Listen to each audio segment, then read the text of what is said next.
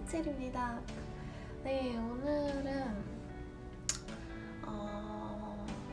제가 계속 찍어야지 하고 찍지 못했던 방사선 요오드 치료에 관해서 오늘 좀 이야기를 나눠보려고 해요.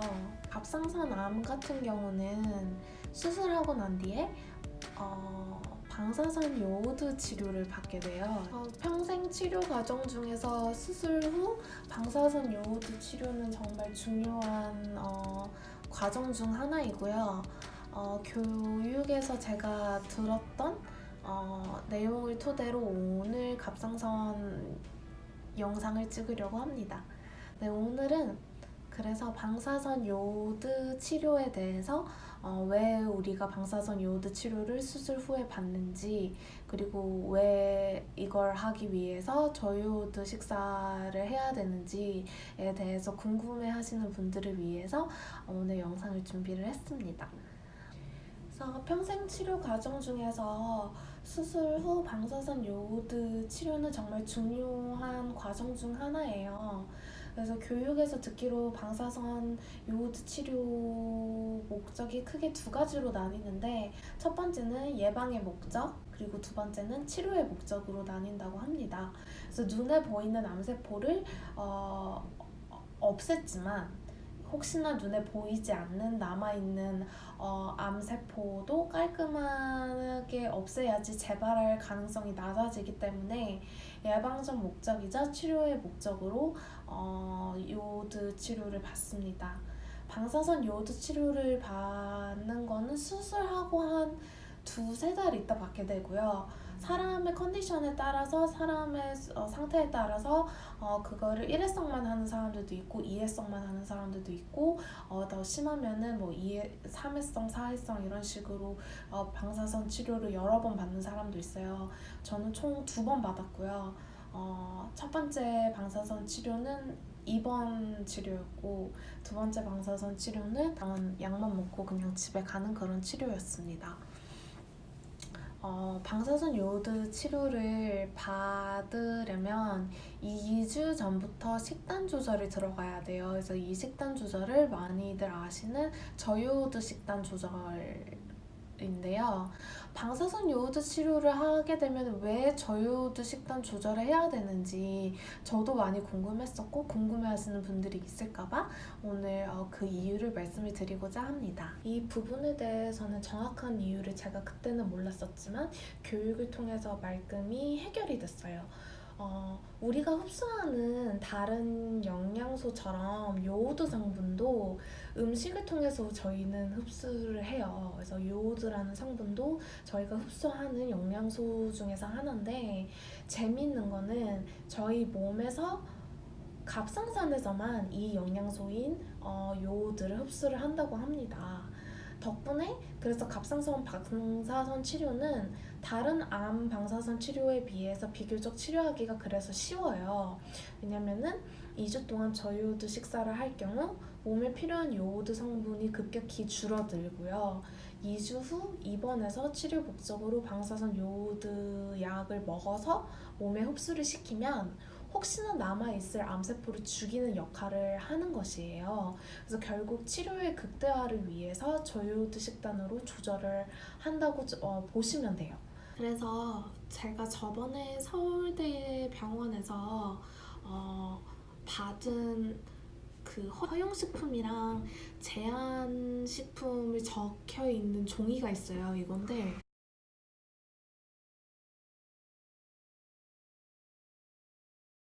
저희도 식사를 할 때 제한식품부터 좀 말씀을 드리자면, 꼭 먹으면 안 되는 거는 천일염을 포함한 모든 식품을 먹으면 안 돼요. 그래서 그 뜻은 거의 못 먹는다고 보시면 돼요. 천일염이 포함된 식품을 먹으면 안 돼서 무조건 정제염을 먹어야 돼요. 그래서 정제염 하면은 많이들 먹는 게 맛소금, 그리고 좀 더 건강을 생각하시면 한주소금. 근데 한주소금은 저는 안 샀어요. 왜냐면은 일단 한주소금이 모든 마트에 파는 게 아니고 따로 구입을 해야 되는데 너무 귀찮은 거예요. 근데 집에 맛소금이 있어서 맛소금을 조금 저는 뿌려 먹었고, 미국에서 무요오드 소금을 제가 진짜로 사왔어요. 그래서 진짜 요오드가 안 들어있는 소금이에요. 그래서 그것도 나중에 따로 영상에 첨부를 할게요. 그래서 제가 먹는 소금이었고요.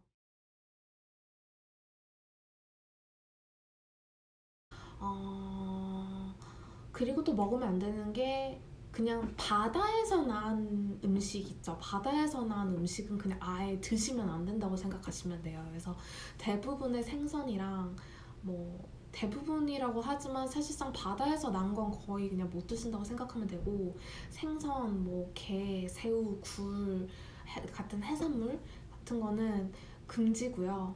그 뜻은 미역도 안 됩니다. 김, 미역, 다시마. 그러니까 바다에서 난 모든 음식은 먹으면 안 돼요. 그리고 이제 적색 식용색소가 들어있는 식품도 먹으면 안 돼요. 그러면은 다들 많이 아시는 소세지, 햄, 어묵, 게막살 이런 적색이 들어있는 식용색소도 드시면 안 되고, 계란을 드셔도 되는데 계란은 노른자는 안 돼요. 흰자는 가능한데 노른자는 안 돼서, 제가 첫 번째 요오드 식사를 할 때는, 저요오드 식사를 할 때는 계란을 그냥 사서 흰자만 먹고 노른자만 버렸는데 너무 아까운 거예요. 그래가지고 저는 결국 어떻게 했냐면, 나중에는 흰자만 따로 우유 꽉 같은 데 파는 게 있어요. 흰자만, 그게 요리용으로. 그래서 저는 흰자만 들어있는 그 요리용 그 흰자를 샀어요. 그래서 그거 괜찮더라고요. 그거 마트 가면 팔거든요. 그래서 뭐 말씀하시는지 알 거예요. 그거랑 우유 안 되고요. 두부 안 되고 두유도 안 됩니다. 통조림도 안 되고 가공식품도 안 돼요. 그러니까 거의 그냥 못 먹는 음식이 많다고 생각하시면 돼요. 그거랑 채소즙. 제가 저번 영상에서 갑상선에 좋은 음식 중에서 채소즙 말씀드렸는데, 엑기스라든지 녹즙, 채소즙은 저요오드 식사를 할 때는 금지입니다. 네, 그것도 있고, 과일 주스 안 돼요. 왜냐면 과일 주스도 식용색소가 포함된 과일 주스 안 되는데 갈아 먹으면 괜찮아요, 본인이. 그래서 저는 아침으로 주로 과일 주스를 갈아 먹었어요. 그래서 막 뭐 바나나 사과랑 섞어서 갈기도 하고, 뭐 블루베리랑 뭐 토마토랑 섞어서 갈기도 하고, 저만의 과일 주스를 만들어 먹었었고요. 아까 말한 대로 유제품이 아예 안 돼요. 그래서 치즈, 제가 좋아하는 치즈 안 되고, 아이스크림 안 되고, 생크림 안 되고, 우유 안 되고, 두유 안 되고, 그래서 유제품 금지고, 마요네즈도 금지입니다. 마요네즈 같은 것도 안 되고요. 제가 나중에 저요오드 식사를 위해서 만들었던 레시피도 한번 공유를 해드리도록 하겠습니다. 그래서 고춧가루 같은 거 저는 많이 썼고, 양념을 후추로 많이 했던 것 같아요. 제가 무요오드 소금이랑 후춧가루로 많이 했고요. 유일하게 진짜 여러분 간식으로 먹을 수 있는 게 원두커피예요. 블랙 아메리카노. 차 종류 돼요. 유일하게 진짜 저의 라떼 이런 거 당연히 안 되죠. 왜냐면 우유가 들어있기 때문에. 좋아하는 까르멜 마키아토도 못 먹고. 근데 원두 커피는 먹을 수 있습니다. 대신 이제 못 먹는 간식들이 많죠. 초콜릿, 사탕, 껌, 그리고 이제 적색 식용색소가 포함된 음료, 요오드가 이제 포함된 과자. 그래서 과자 같은 것도 거의 못 먹고. 그래가지고 저의 유일한, 어떻게 보면은 간식이자 음료, 저에게 유일하게 허용되었던 너무 감사한 음료는 바로 아메리카노였습니다. 진짜 이게 여러분, 이 저요오드 식사가 정말 쉽지가 않아요. 이게 2주 동안 그 사람마다 다른데, 제 첫 번째 저요오드 식사 할 때는, 그러니까 첫 번째 동연 치료할 때는 타이로젠 주사를 맞았기 때문에 신지로이드를 끊지 않고 첫 번째 동연 치료를 무사히 제가 지나갔어요. 그래서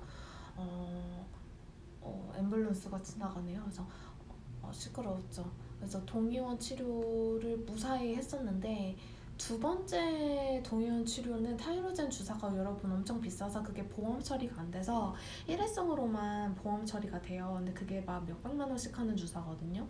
그래서 그거를 이제 맞으면은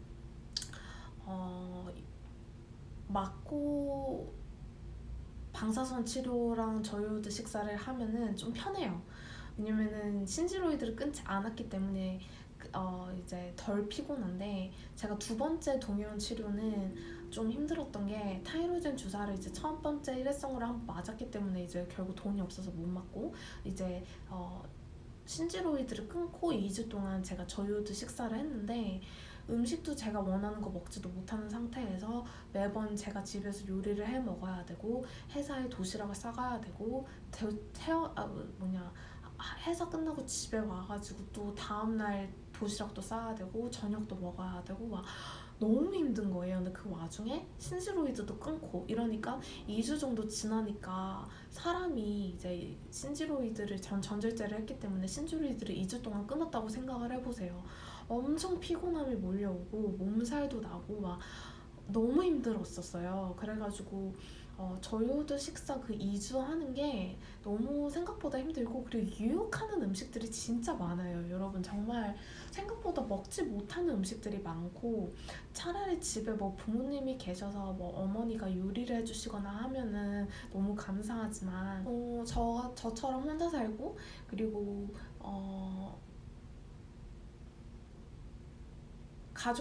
가족이랑 따로 사는 사람 입장에서는 이런 모든 것을 준비를 한다는 게 정말 저는 쉽지가 않더라고요. 제가 병원에 물어봤던 것 중에서 하나가, 제가 완전 파스타 매니아예요. 근데 파스타가 걱정이 되는 거예요. 파스타를 과연 먹어도 되는 것인가? 근데 해외 막 갑상선 치료 받으신 분들 막 알아보니까 파스타를 드시는 분들이 있는 거예요. 그래서 병원에 그 영양센터 전화해가지고 물어봤어요. 제가 파스타 면을 먹어도 되냐 했더니 밥 대신 끼니로 챙겨 먹어도 된다라고 그때 선생님이 말씀을 하셨어요. 내가 이렇게 적어놨네요. 밥 대신 끼니로 챙겨 먹어도 되고 파스타 면 살 때 성분만 잘 확인을 하면 됩니다.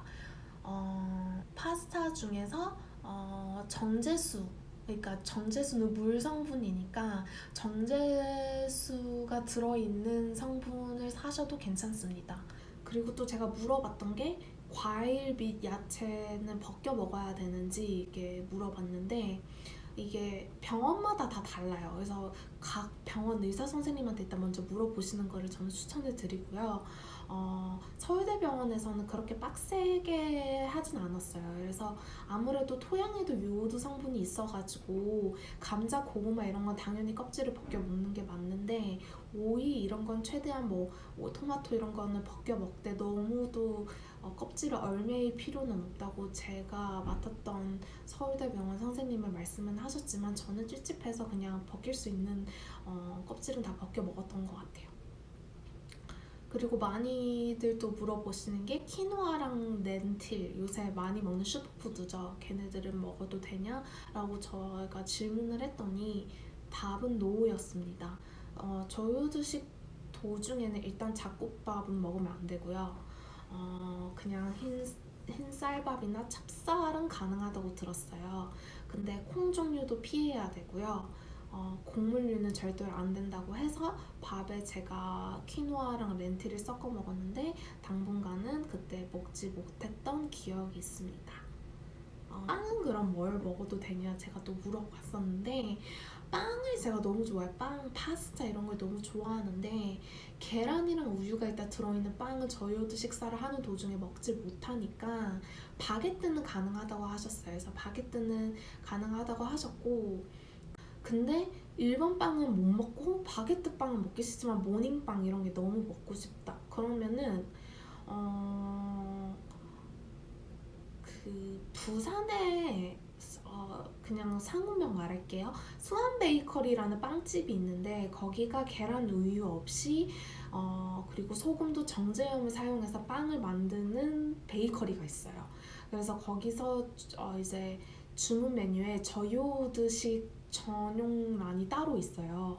그래서 제가 아무래도 계란이랑 우유가 안 들어간 제품이다 보니까 맛을 기대를 하진 않았지만 그나마 거부감 없이 먹을만 하는 게 뭘까 생각해가지고 이제 모닝빵을 제가 선택해서 부산에서 제가 주문해서 빵을 시켜 먹었었는데, 후기를 좀 말씀을 드리자면은, 제가 그냥 일반 빵을 정말 좋아하는 사람들은 아마 그 빵이 맛없게 느껴지실 거예요. 그래서 저는 맛없어서, 아무래도 우유랑 계란이 안 들어가는데 빵이 얼만큼 맛있겠어요. 그래서 너무 건강식 같은 거예요. 그래서 빵을 사서 결국 다 못 먹고 결국 버렸어요.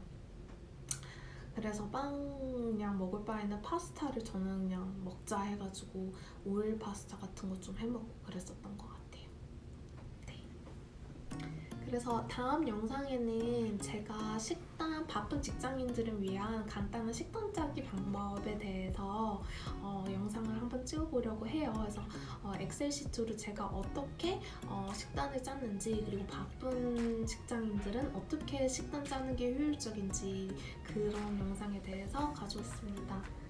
네, 오늘도 함께 시청해주셔서 감사하고요. 다음에도 알찬 영상으로 만나 뵐게요.